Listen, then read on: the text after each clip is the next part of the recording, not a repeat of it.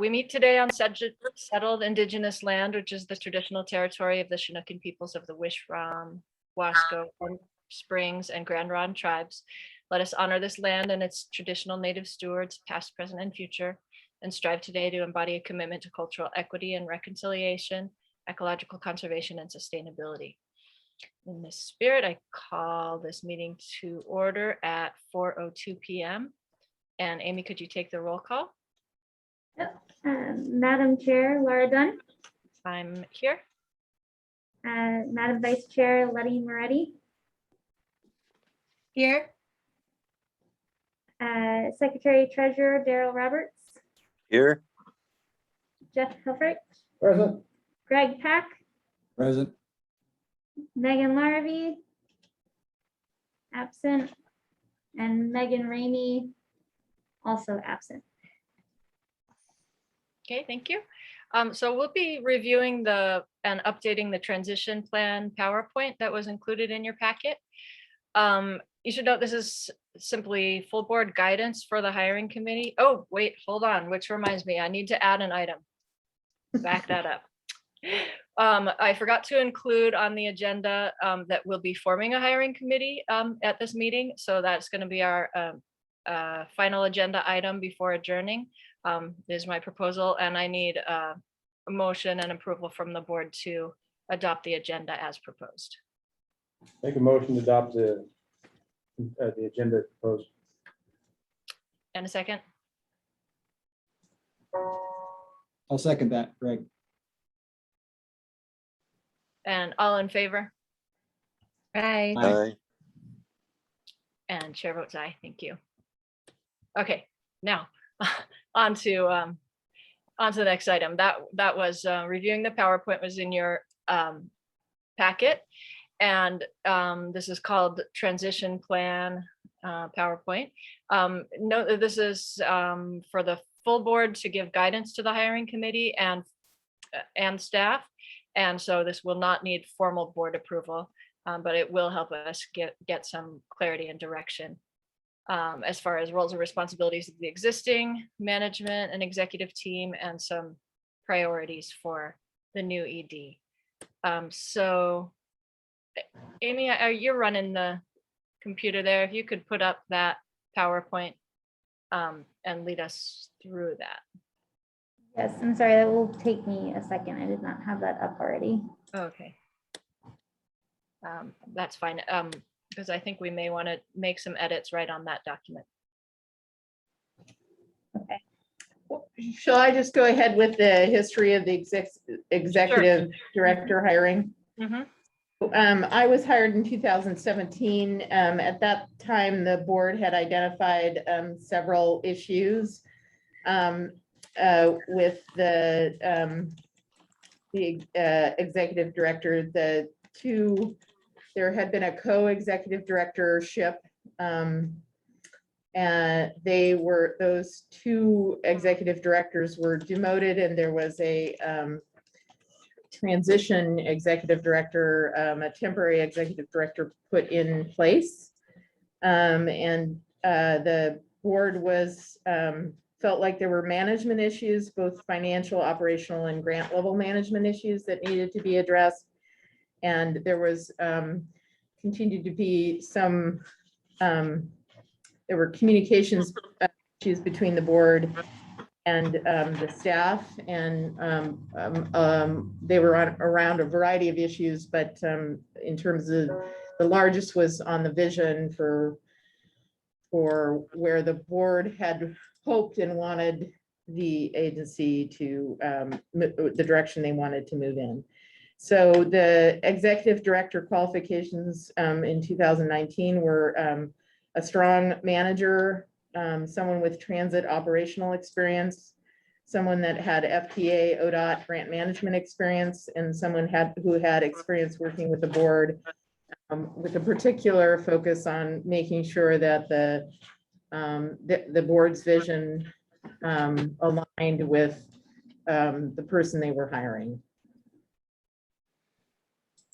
So the board when I'm specifically talking about is that the board was, and Letty was there at that time, he may want to add to that, but I think the board was particularly interested in moving the direction of the agency into more of a fixed route system and sort of having there be more consistent levels of transit service in Hood River County, just generally. So that was sort of the history of what happened when I was hired and sort of the focus for the agency. Okay, let's move ahead unless there are any questions here. So the current management makeup, and this was also in November, was me, the executive director. I would have responsibilities for overall management and guidance, regional and long-range planning, the visioning, and the financial budget oversight. The operations manager, who's Ty, has operations oversight, capital and asset maintenance, scheduling and short-term planning, payroll and union issues. The planning and development manager is grants, marketing and outreach to the community outreach, board support, federal and state requirements.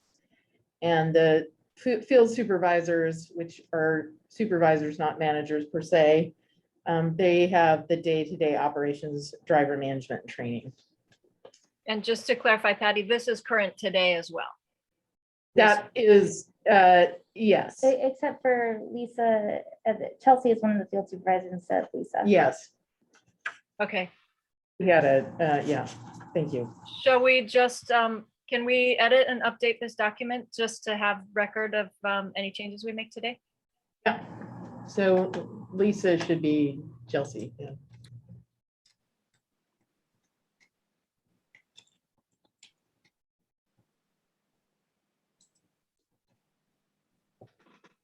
Okay. Great, go ahead. So we asked the board members that were part of the transition plan to highlight what they thought were the, as well as staff to highlight what they thought were the strengths and the weaknesses. And for the 2020 CAT system, and the strengths were highlighted as system procedures were in place. There was a grant management, resource procurement, financial procedures in place. And then branding and initial marketing. There was a strong cohesive staff. And there was board staff alignment on the larger vision. The weaknesses they saw were that no one had particular strengths in government relations. There was high profile or political clout. There was more work on the marketing and outreach, particularly to minority communities, that needed to be done, and more work to do on board staff alignment on community level priorities. So of the board members here, would anyone like to add anything to this list as far as what we see as our strengths and things to work on now in 2021?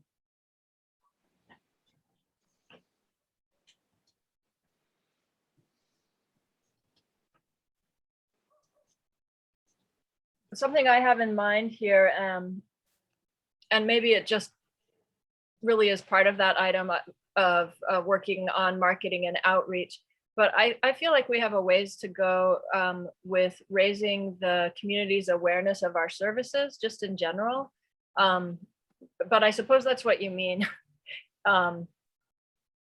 with marketing and outreach. I think it was also under high profile and political clout that I don't know that I've been particularly out in the public. I've been more sort of Busy not, with the administrative parts, yeah. it's not something that I enjoy doing. How's that for? That's fine. You've been around long enough. You got to be completely honest.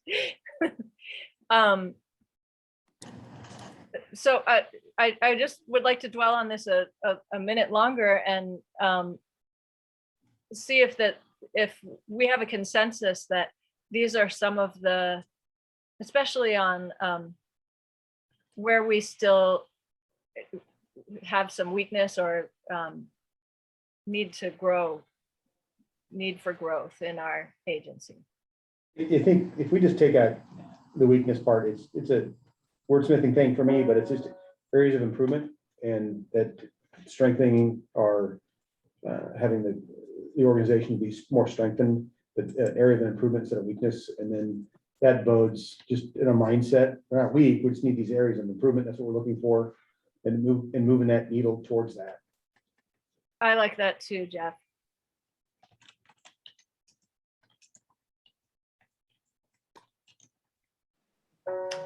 And maybe we add another slash on high profile political clout, maybe, and raising awareness. Okay. Or awareness raising. Might be more in line with that.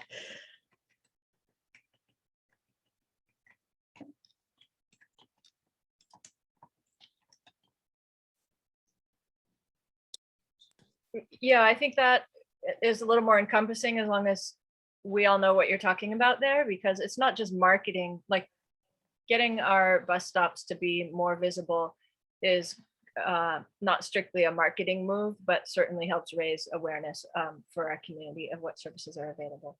It would just be better if just to, and where you say marketing, just put community outreach, because we're community outreach, and then particularly minority communities. That's the outreach that encompasses the education part of what CAT is, what we're here to do, how we're here to ease the transportation burden within the system and allow for better access. That's just me.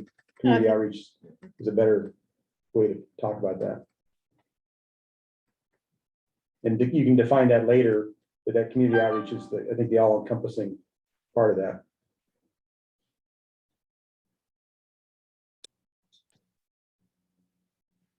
Okay. Are there any parts here that that people disagree with? Should be in a different column or not on the board? I mean, not on the page. Okay, let's move ahead then. Thank you. Sorry, I couldn't unmute there for a second, but I guess the most recent thing, and maybe it's not a high level thing, but what I heard was, maintenance programs for our equipment, at a high level, instead of getting into the details, kind of a long range, equipment maintenance program, since we've struggled to get people into that and you outsourcing stuff and everything else.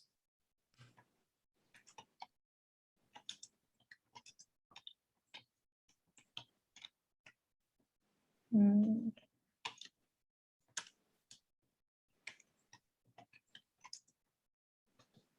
I think you should probably say equipment maintenance, just so we know which thing we're talking about maintaining. And are we talking vehicles, facility, all of that, or? Vehicles, fine. Okay. Mm-hmm. I know we had problems with the AC, but I think we're good there.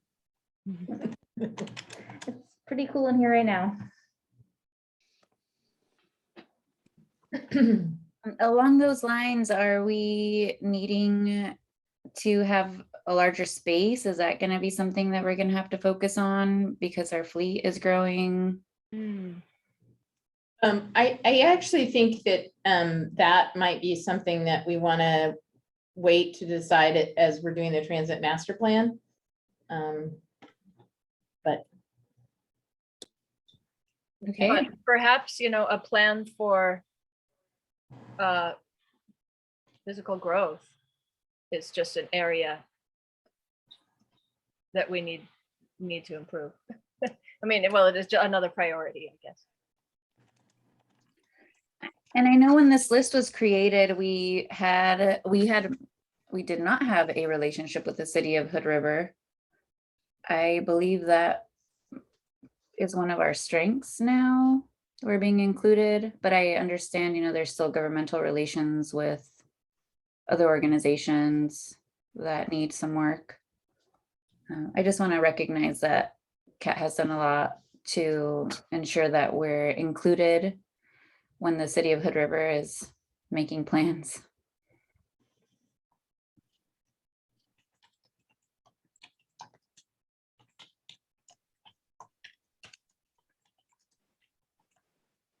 Would that work? Fostering relationship with city? Or does that encompass that or? Sounds good. Okay, are we ready to go to the next page?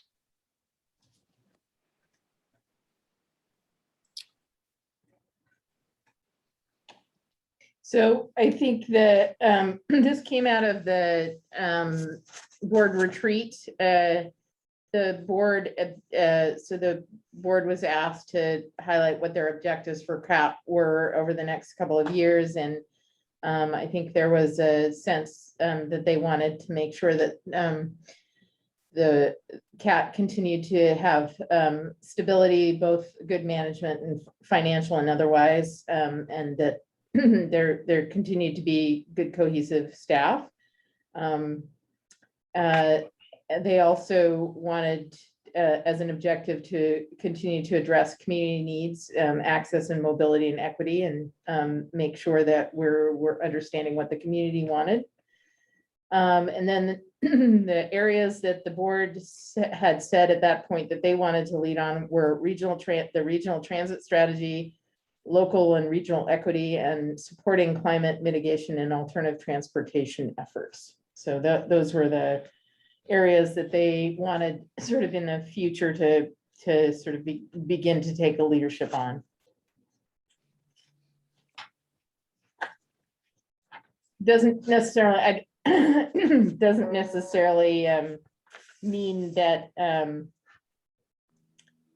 that we would take them on, but that we would provide leadership. And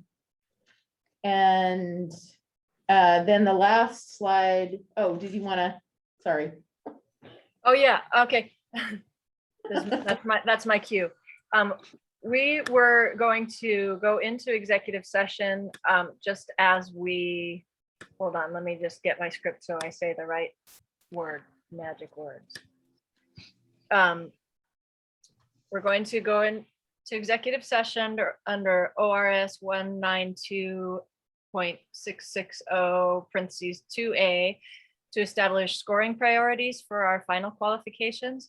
And this will simply be guidance to the staff and hiring committee. We don't expect there to be a motion on these, but because we will be discussing priorities for what we're looking for in our candidates, and we may have internal candidates applying, we're going to move to executive session to just finish this conversation. Have to cite the ORS code and the. I which did. think- Oh, you did. I'm sorry. I didn't hear you. Go It ahead. all was a blur, but I did. And Ty, we're gonna put you in the waiting room and then Amy's gonna leave the room. Just, Good. stop sharing. I'm also going to stop recording. Pause.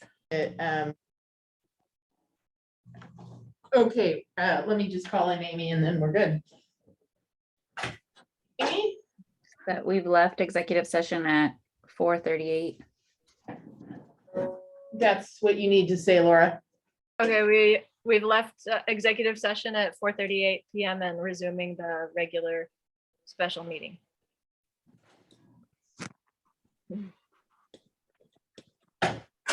Okay, so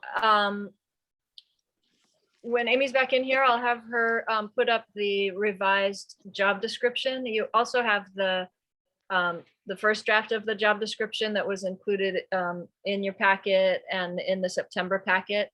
And the revised one is my proposal. What I tried to do was, without removing any of the items there, I hoped that I just streamlined that and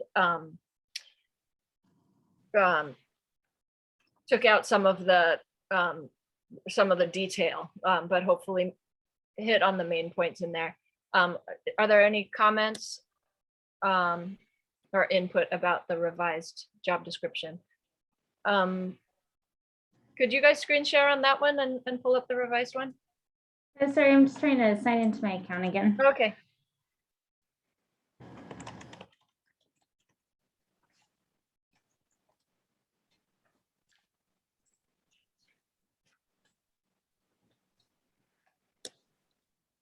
Sorry, you said the revised job description?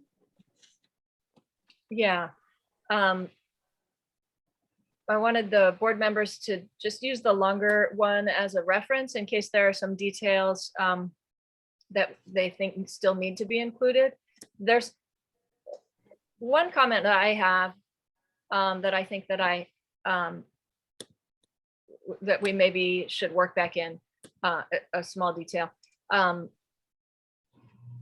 Sorry, I gotta get the page up. Under responsibilities and duties, the second to last one is monitor performance metrics and customer satisfaction. And I think that I lost in that item that the ED is also responsible for surveying area transportation needs. And so maybe that should be, not just the customer satisfaction with what we're providing, but also surveying for needs and demand. So I would like to add that back in, but otherwise I'm wondering if the board feels satisfied with this proposal.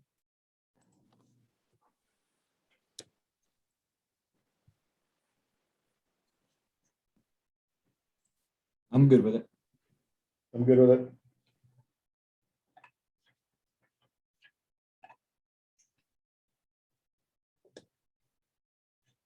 Okay, the last page,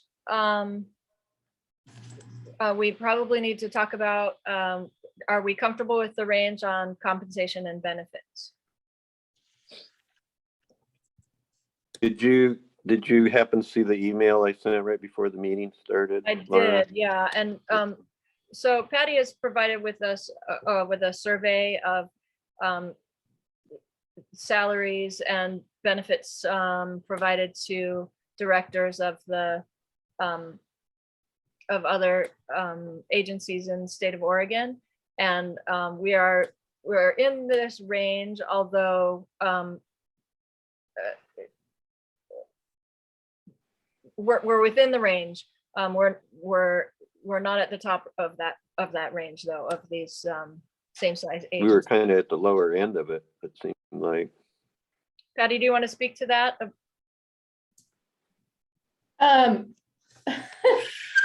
Well, I put my salary at the time, November 2020, as what the top salary was. I think I started significantly lower than that when I started. So I do think, I certainly, cost of living has increased, and but I also think that we're a small agency. We're not a TriMet level agency. We're not even an LTD or Corvallis or even a Lincoln County agency, which was in there. And I think I've been pretty cautious about making sure and monitoring what the salaries for executive directors are, wanting to ensure that the agency was sort of within that realm. But I do appreciate Daryl's comment in the email that responded to that, in saying that, if you want to keep somebody, you want to make sure that they're, financially compensated. So, yeah, I just want you to know that my salary has never been huge. And so Well, what's the range from that finding, from that survey? Well, I think the lowest was 66, and the highest was 115. But so the thing that jumped out to me was that the two executive directors that have the shortest tenure were the two lowest paid executive directors also.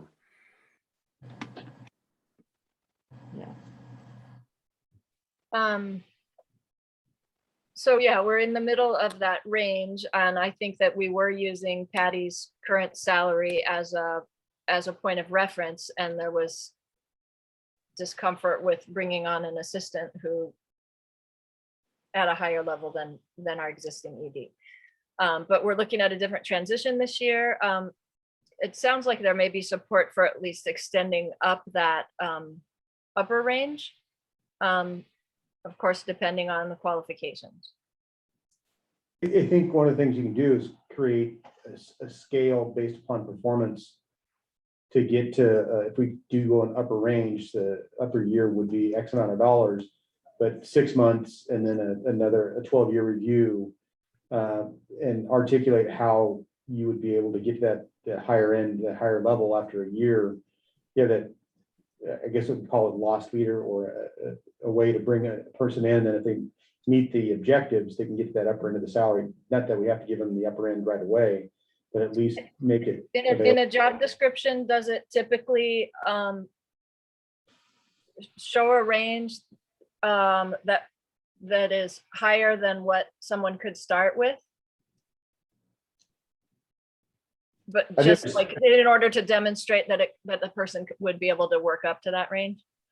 I think you start out that price range, you show that 79K to 91K, that's the range in compensation. And that's when the negotiations start. If you make a job offer, that's when you lay out the job offer, you put in the Right. benchmark, if you will, to get to that higher range, to get to that top, that higher tiered salary. Okay, so I'm thinking if we want to somehow make it known that someone could be earning $100,000 after 6 years or something like that, but that we wouldn't start them at that level, it's not appropriate to list the $100,000 in the job description, is it? In the job posting? Where is it? Yeah, I hear what you're saying. I don't know if that's where we include a merit increase, right? If you prove this and, if you are able to secure more funds, then Okay. you are able to get a higher rate. Well, we probably don't have a set range for it. I know in my past experience when hiring, at least at the executive level, what we've done is what we have actually in our plan, which is based off of a bunch of other data and industry statistics. If something pays from $85,000 to $100,000, and that's a range, we put it in there, even though we may not be willing to. But if we're willing to go up to a certain amount, then that's what that top amount should be.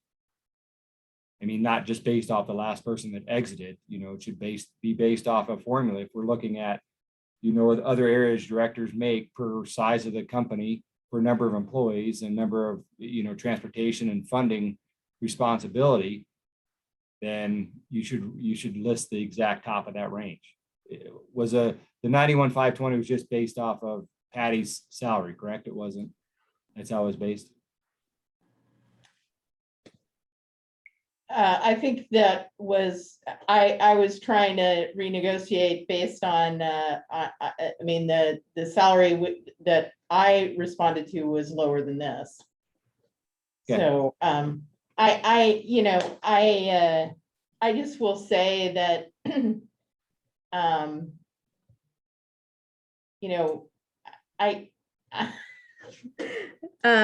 yeah, well, whatever. I mean, I think if you, we're a small agency, we're not a huge agency. But it's up to you. I'm just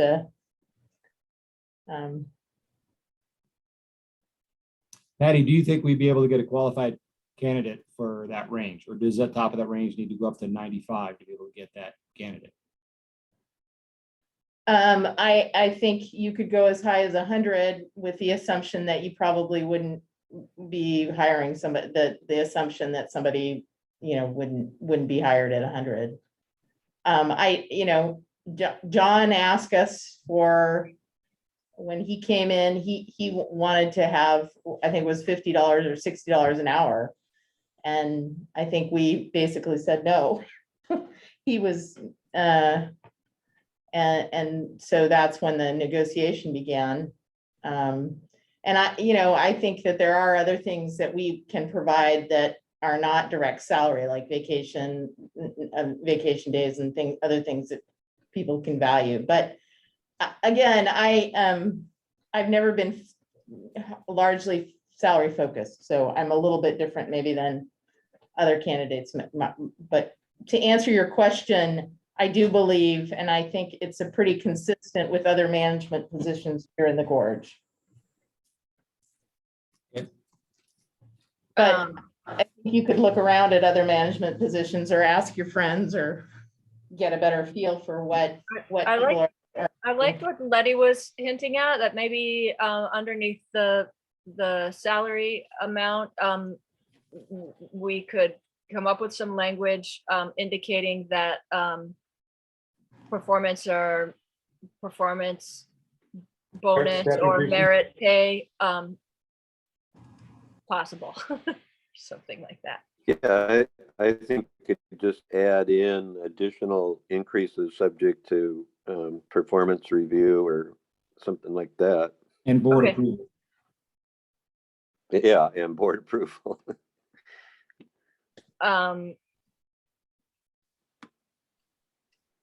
So, yeah, salary increase, and there are salary increase based on cost of living and performance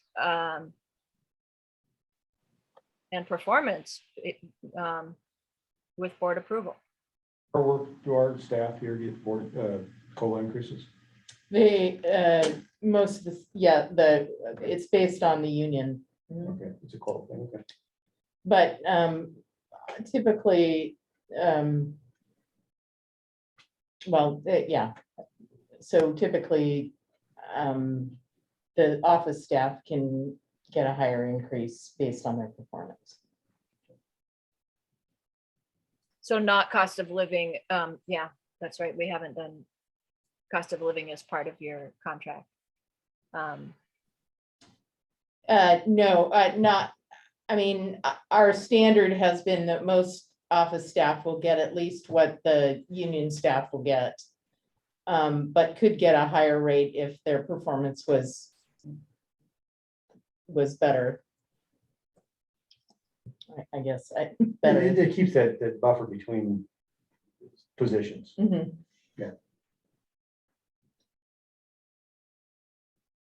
Yeah, and just from, my experience in the Gorge and knowing our ranges, like at a director level position of what they go up to, I think that top end would be closer to 95 for the positions I'm familiar with. That seems like a reasonable adjustment to make there to me. It's not that much money. Yeah, especially in view of the fact that just yesterday I read that the average home price in Hood River County is now $730,000. So Outrageous. Okay. Let's move that to 95 and for the top of that range. Currently paying me 99,840. Wait, what did you say about 99? You're currently paying, that's the current rate that you're paying me as of July 1st. As a full-time, At full-time, yes. right, not full-time.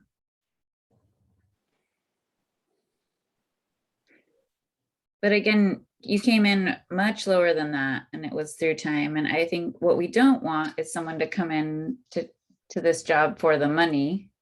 But again, we rank their commitment to the Gorge and transportation and their leadership skills, right? Which I hope that we can discern from the interviews.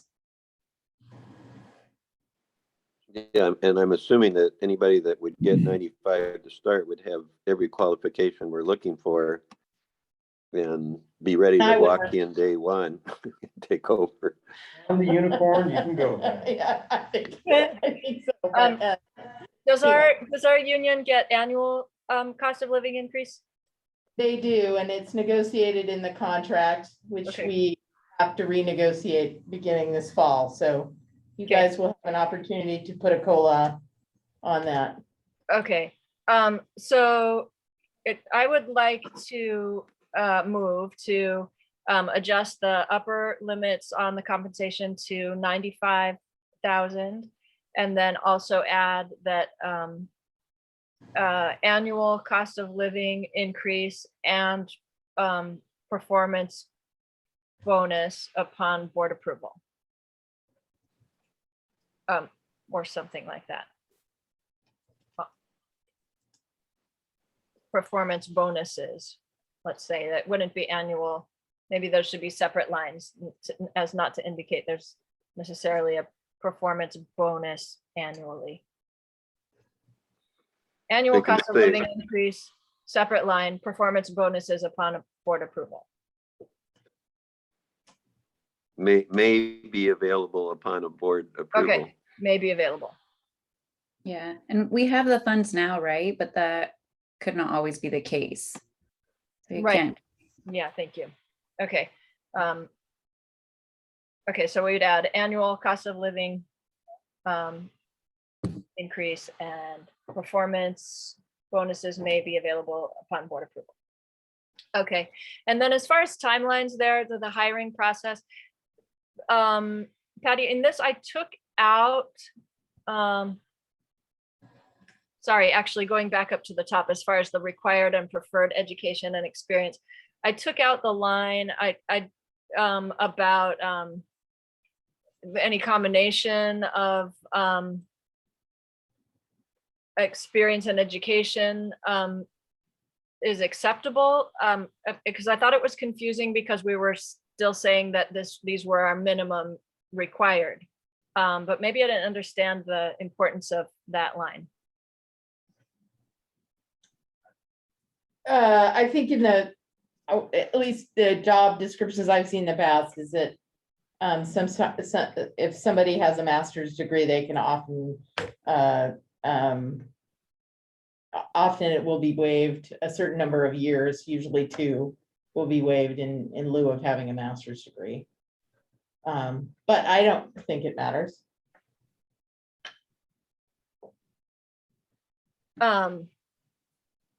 Right, so, but it might, if someone came with 6 years management experience and a master's degree, and they otherwise fit our qualifications, I think we would want to be able to consider such a person. Yeah, So I I mean- think 8 years management experience is kind of high. Maybe 6 years, 5 or 6 might be better to begin with, to ask for. As far as required.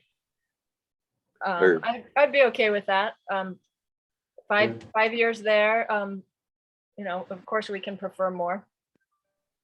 Yeah,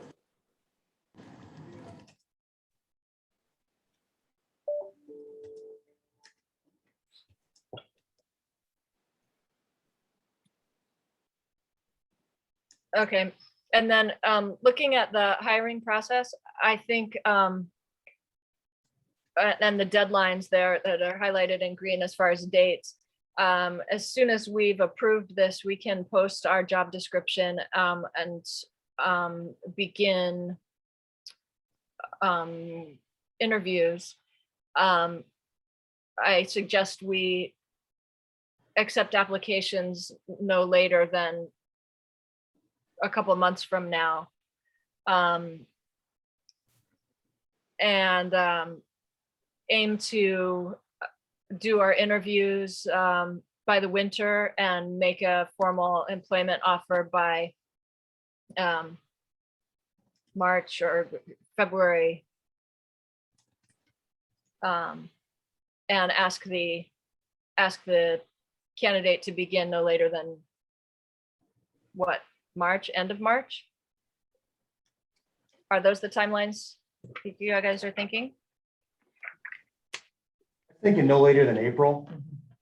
Have that decision made, because, so if you have a candidate, an outside candidate that's from another place, they've got a family, they're trying to get the kids in school and things like that, that kind of lets them finish their kind of transition here and then bring the family out. Transition during spring vacation. You get a transition. Okay, so the posting in October and November, December and January interviews, and a February offer and contract negotiations, and a March to April start. Okay, so I'll arbitrarily put like a November 20th date, I mean, just. Okay, yeah, before Thanksgiving, it'd be. Before Thanksgiving, okay, and then interviews would begin the first week of December. And then we expect to have make a formal employment offer in February and would expect the candidate to begin position no later than April. Wouldn't we want the ability to start somebody sooner if they had to? Um, Kind of a long process. yes, Yeah. I think we would, and I think that this wording doesn't prevent us from doing that, because we Okay. just say no later, and this is just what we expect. Okay.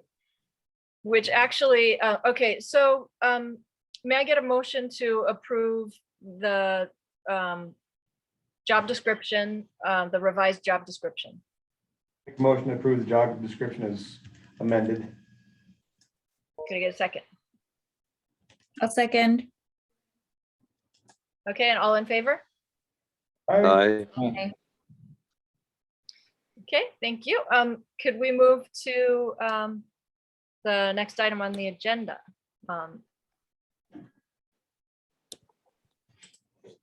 And have you, yeah, show us there. Okay, so the next thing to consider is the strategy and timelines, and I wanted to have you all look at the possibility of contracting out a hiring firm and determine which of elements of the hiring process we would like to have hired out, if any. I especially liked the proposal from the Ryan Fleming, which is the second one in the packet. And what I appreciated is he was really willing to work with me on rather than just offering a whole takeover of the hiring process. What I specifically asked for was a bid showing, helping with writing and developing interview questions that really highlight, will help bring forward the competencies that we're looking for. Creating a scoring rubric to help us score and rank candidates, and then helping us with participating in the interviews and with the assessing and background checks and reference checks. I think that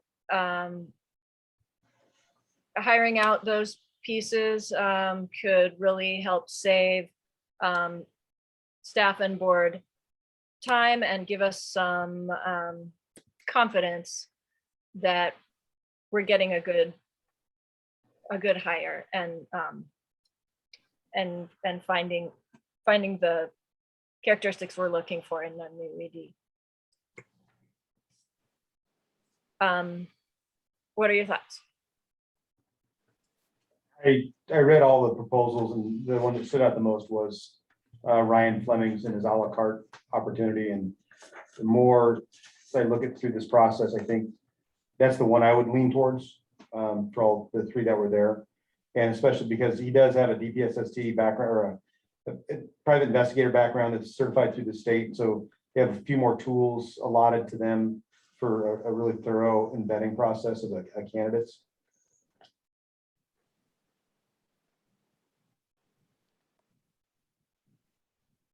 Okay, I see a thumbs up from Letty and Patty, is that all right? It looks like I also favor Ryan Fleming. I was very comfortable with his qualifications and the conversation that we had. He's got a lot of experience hiring executive level employees, and I think he can be a great help to us. Patty, is that okay if we recommend which one to hire as well, or is that better to leave to staff and just approve? You can recommend that we hire him. Yeah, if that's what you want. I think that we have enough we got enough salary information that we can make a decision now if you want. Okay. Here's my comments would be this, real quick. I like this proposal because it was à la carte and the price and assisting with that, and we can do it. But the only reason I didn't like Annie's, I believe was her name, was the percentage was what I've experienced in the past, but also I think billing out at $155 an hour for additional work leading up to that, plus a percentage of annual compensation was just a little pricey on that. I've seen it in the ones I've hired, and I'm currently working with 2 different ones on a couple different positions, which using a recruiter, in my opinion, is awesome. Takes a lot of pressure off you. They pre-vet them, they bring you quality candidates, they've done all the screening. It takes a lot of your work out of it, and then it's just trying to find the right fit. So I do like a full end recruiter personally, but due to the price and some of the other stuff, if these are only options that we vetted or worked out, I would lean towards the $6,500 proposal or the a la carte option. Okay, I would also suggest, I would just say that screening candidates can take a really long time. So while I'm, I think I'm happy to screen your candidates, but I also feel like you, and I did that the last time. But I also think you have to be very clear on what screening criteria you want in order for me to do that. So it doesn't take me a huge amount of time. And you get all the. so Ryan's proposal did not include screening. Yeah. I don't think so. I think it was. It had initial interviews in it. I remember that. Conducted and participate in initial and or But final but I guess what Patty means by screening is reviewing the applications and selecting which ones should go to to be interviewed, as opposed to. Oh, okay, a pre-screening. Is that something his a la carte service would provide? I think he potentially could, but it's not listed in his bid. Okay.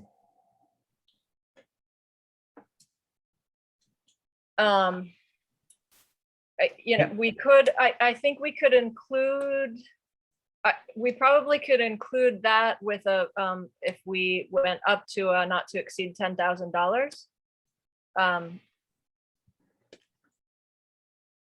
And then that way, applications, I guess the applications would go to him as opposed to our office. Is that the way that would work, Patty? I think so. Yeah, I mean, it takes work off of Patty, but it keeps everything clean. I mean, you could still have him do what I did, which is forward all of the applicants that came in. He would score them for you, and then if you read through the. Still read through them and ask him to add some back in. Mhm. Yeah. Okay. So can I throw out there, could I get a motion to approve Ryan Fleming, HR, what's he called? Yeah, HR Portland, I think it is what it's called. HR Portland, PDX HR, right? PDX HR, Portland HR, yeah. Portland HR, at a not to exceed cost of $10,000 to provide help with screening, initial interviews, scoring and assessing candidates, and background and reference checks.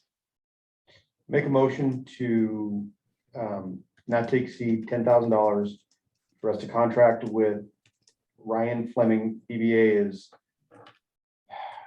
Portland HR, with his bid to add in pre-screening and accepting of applications as his email, in addition to his email that was sent to us. Okay, perfect. Thank you.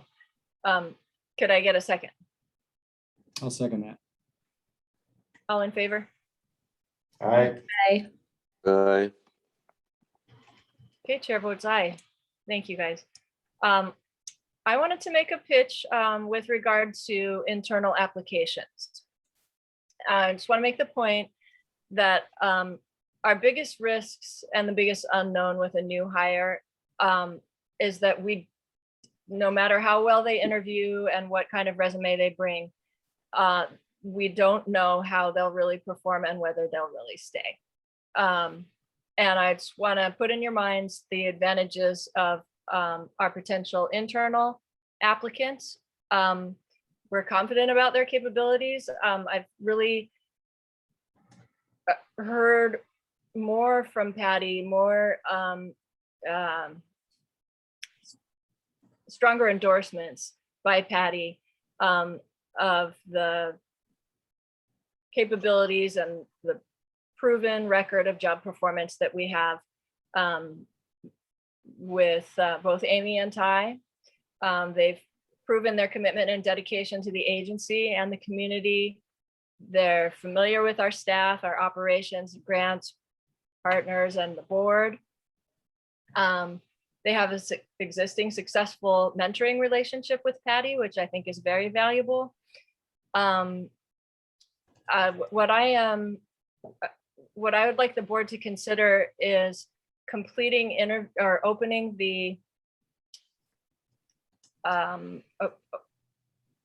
opening the application, opening the position internally first, and completing interviews with Amy and Ty if they both apply. It could be that only one applies based on Patty's conversation. She's not sure. We could do that quickly, and if after assessing applications we get internally, I think that we've established a rigorous procedure for assessing them, and where I think we'll be able to judge whether what we have internally meets our needs. That could be done quickly, and if our process stopped there, I think we would save, there'd be significant cost savings, both for HR costs and time. But if we still felt like that we needed to look further, we could do so after that time to see what else is out there. But that we would save some time in doing that. And we could also move forward, or staff could also move forward promptly with hiring the vacated position. So I see a lot of advantages in opening this position internally before posting it outside. Are we allowed to do that? Or is there any statute that says we have to actually post it externally? Not that I know of. Well, I would want to be sure of that in view of our recent oversight by outside individuals. I think we have to be very careful about taking Yeah, shortcuts and. Patty, can you I can speak certainly to ask. that point? No. I haven't seen anything in your board bylaws that would suggest that you need to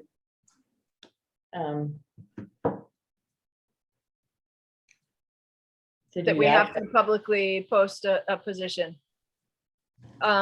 It's definitely not in our bylaws. Is there some other guiding law or procedure that?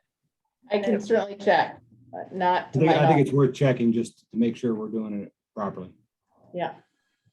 Okay, Letty has to step out. Thank you for your participation, Letty.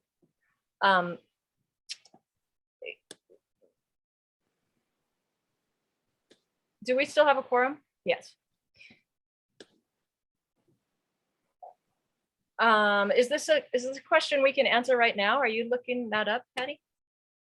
Oh, I don't think I can answer it right now. Right now. So, but I can let you all know. I think, can I let you know at I'll just email you the answer. So just my question, the only reason I feel like it's urgent is after approving the process and the job description, we would be ready to post it right now publicly. But if the board decides right now, agrees with me that it would be wise to open this internally first, then we wouldn't post the job description I probably wouldn't be able to get to post it until the 30th anyway, so that'd probably be the earliest that Okay, I have so many other things that are on my plate and I have to do some revisions and whatever else. okay. So we could decide Say, this just point at the public- next board meeting. Yeah, just, I'm not comfortable, internal, external, just wait and see. I think just have a fair, open playing field and go forward that way. That's just kind of my thoughts.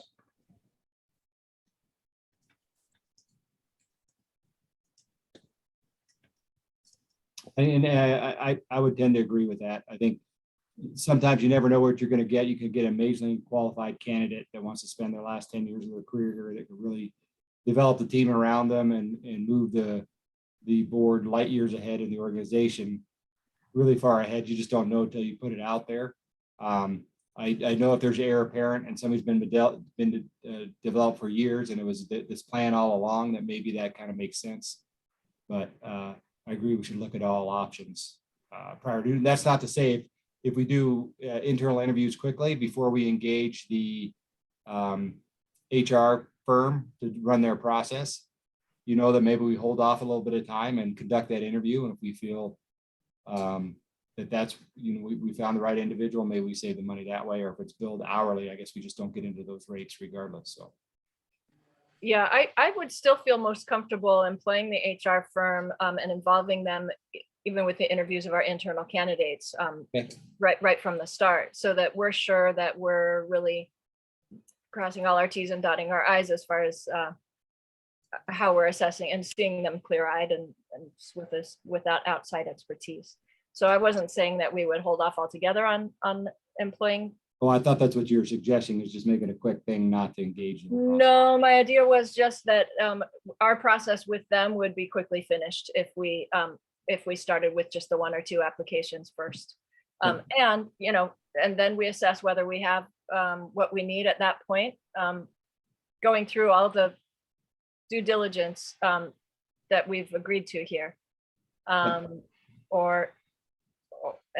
Or whether we feel like we need to see who else is out there at that point. Darryl, what are your thoughts? Yeah, I mean, that sounds okay, but I want to be very careful that we know for sure that we don't have an obligation to go through the whole process, especially since we receive so many funds from so many outside sources. Okay, okay. Okay, so it sounds like we Laura, I'm need to wait till our next meeting.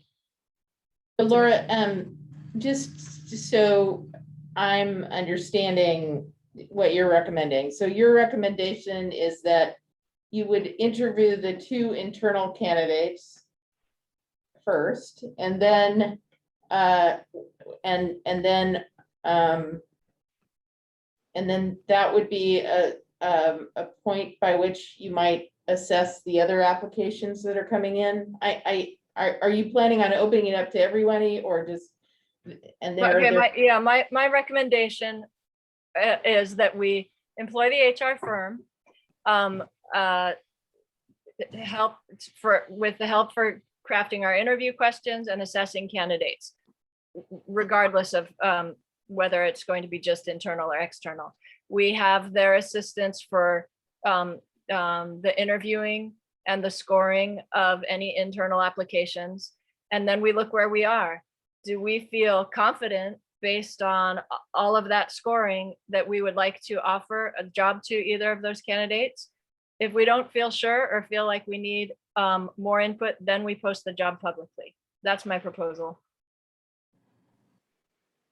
But it sounds like nobody, there's skepticism as far as that plan goes, and or perhaps openness, but only if we're very confident that there aren't any statutes or rules that require us to post it publicly.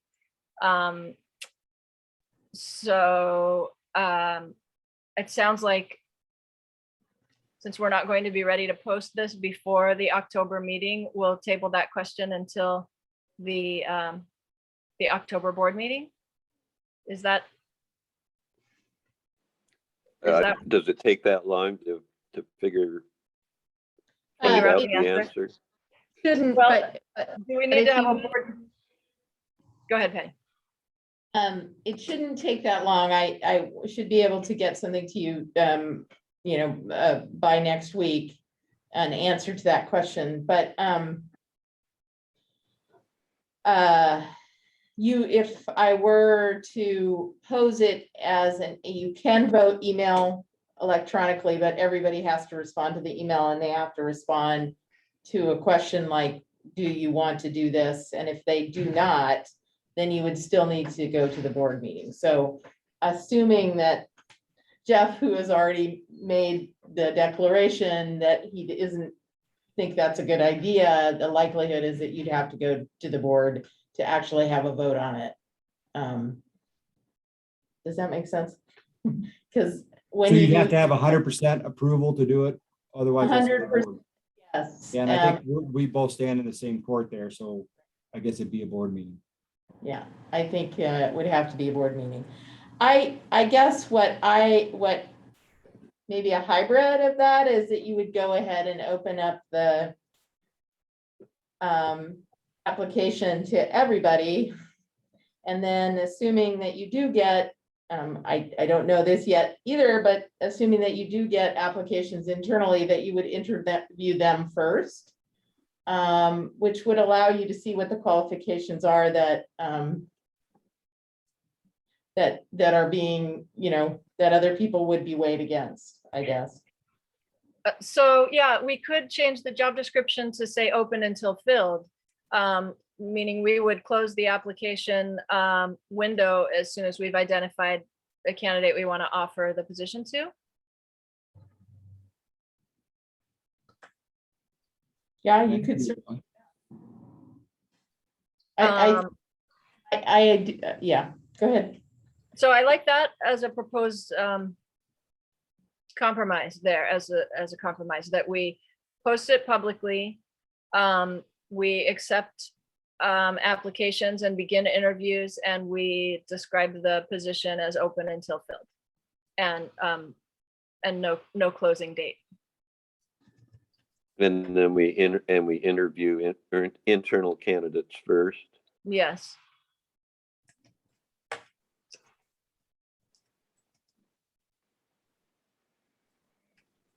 Okay, I'm good with that. That's okay with me. Yeah. Okay. Do you support that, Jeff? Okay, so just wanting to clarify, so we should change, instead of applications will be accepted until the position is open until filled. Qualified applicants will be invited for preliminary interviews beginning in November, October. You want to give a certain amount of time for folks to, We talked about in December when they were. okay, that's fine with me too, December. And we expect to make a formal employment offer in February. Or no later than. Is that the way you want it worded? Yeah, let's say no later than.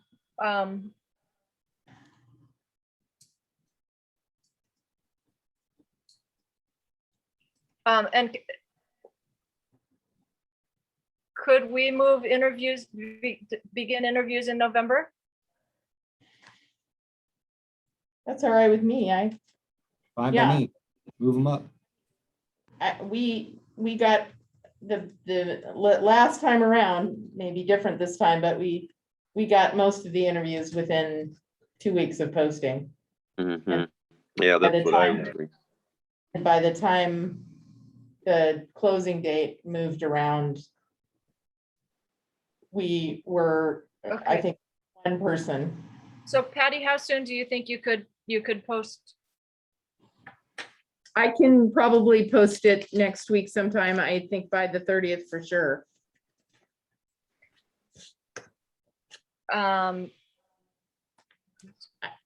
Should we begin interviews sooner then? I think we need to see what our HR,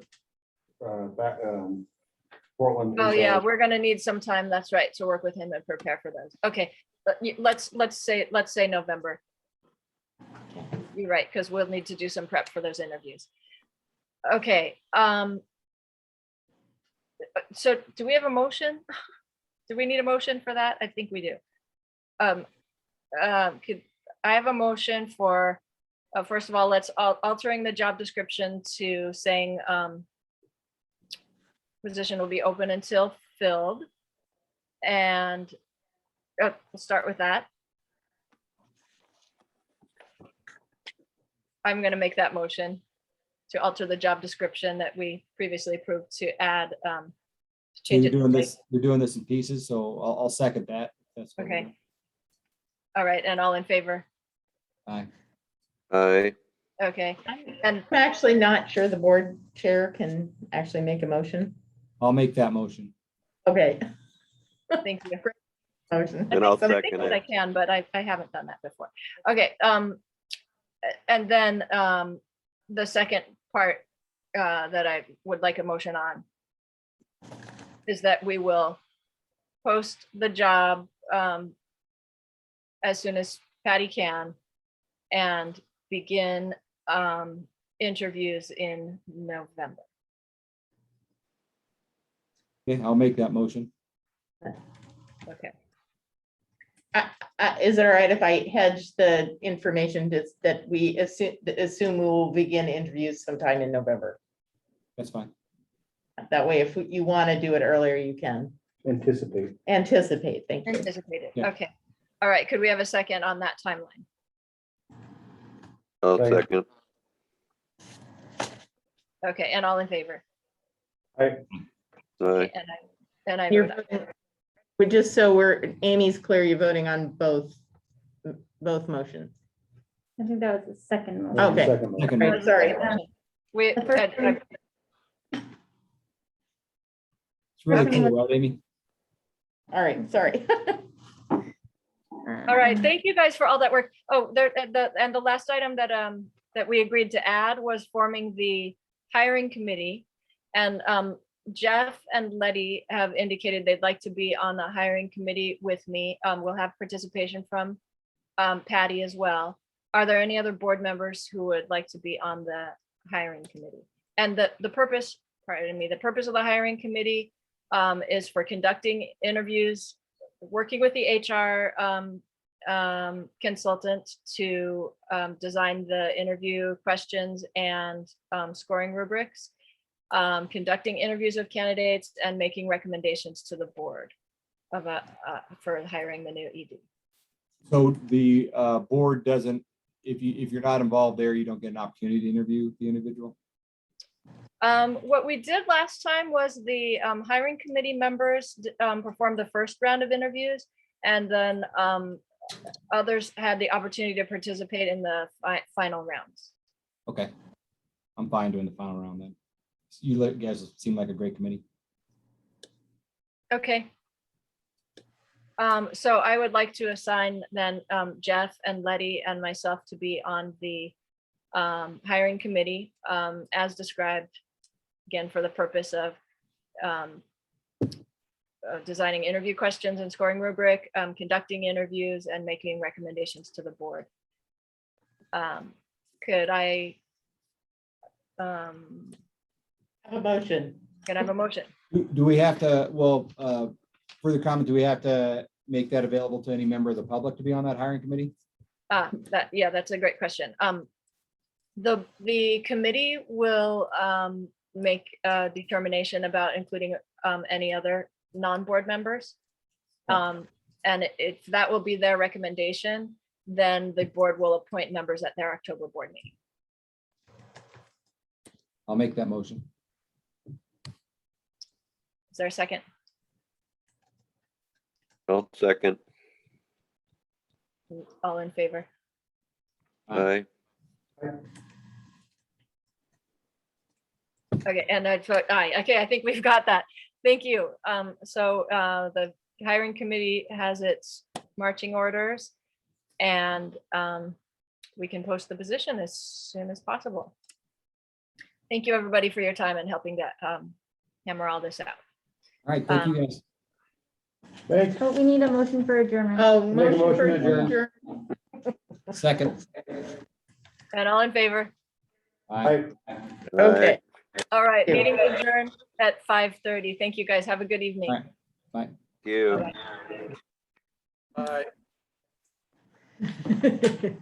We're on time today. Yeah. Actually 30 minutes over.